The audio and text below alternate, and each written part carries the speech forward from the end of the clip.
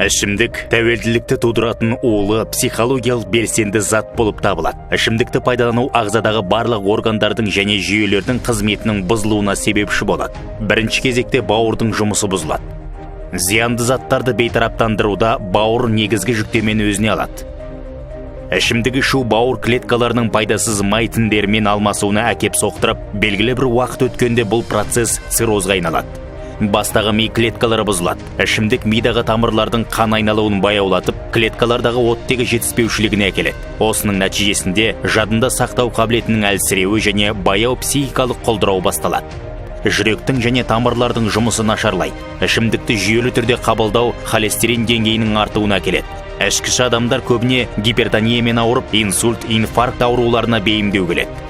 Жыл сайын ішімдікті пайдаланудан 3 миллионнан астам адам қайтыс болады. Өздеріңізге зиян келтірмеңіздер, денсаулықтарыңызды сақтаңыздар.